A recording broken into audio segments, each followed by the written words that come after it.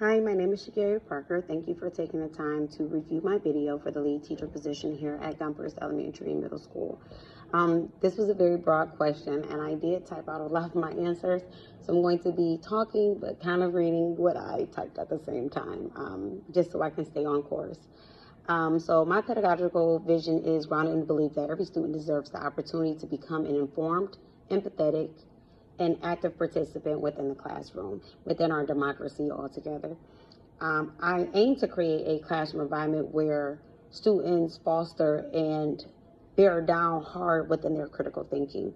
I push to encourage inquiry daily, connect historical and civic content to students' lived experiences. What we do in our world today impacts what we do tomorrow.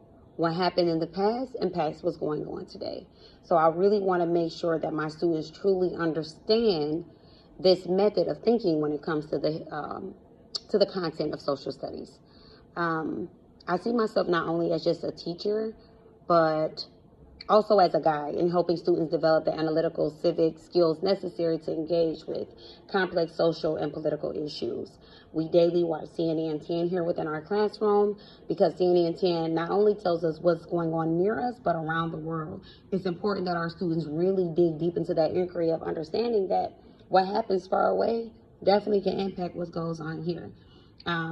This goes on with natural disasters, the weather, especially dealing with politics.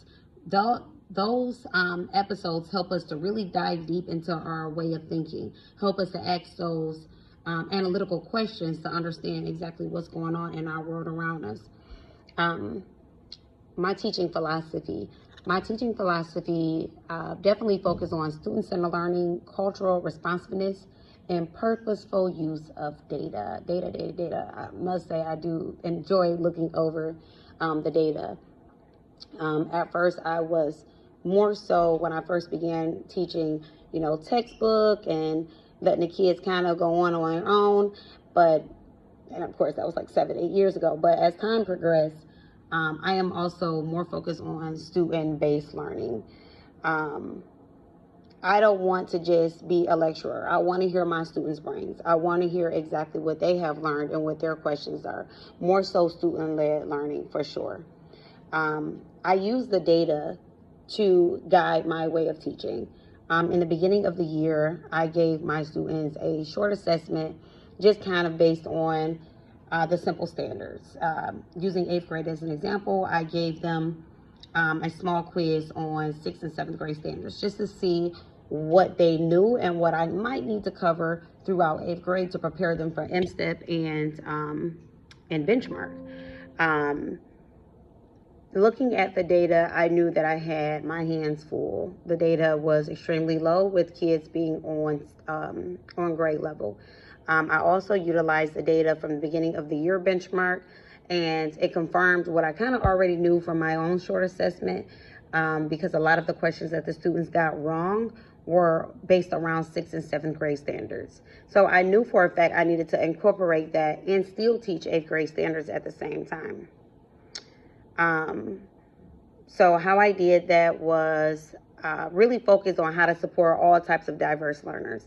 I have some students who are up here, but I may have some that's down here. So I started using different resources like iExcel. I would in the middle kind of plug in different assignments for students to do, whether it was for homework or whether it was for some extra credit. And those assignments that I pulled from iExcel were standards that I wanted to refresh their memory on from 6th and 7th grade. I loved project-based learning. I loved using the DBQs. The DBQs were amazing. The resources that went along with them was amazing. I was able to kind of plug in my own way of thinking to make the DBQs even more fun. Social studies for many students can come off as, oh my God, this class is so boring. Heck, even when I was in high school and college, social studies was definitely boring, but I love the subject so much. So I knew that as a social studies teacher, I wanted to make the content fun. I wanted to make it active. So the way I do that is by not only me talking and lecturing, but I let the students do their part as well. I let them be their own historian as far as being a person who studies a part of history and being able to explain it to their peers. That made them feel empowered, made them inspired to really want to do research. I taught them to, if they see a word that they don't understand, that it's very important to learn that word. So therefore you can understand exactly what the content is trying to explain. So how do I do this? Formative, a bunch of exit tickets for sure. A pop quiz, answer this question, or a quick popcorn where I'm popping around the room just to test students' knowledge to let me know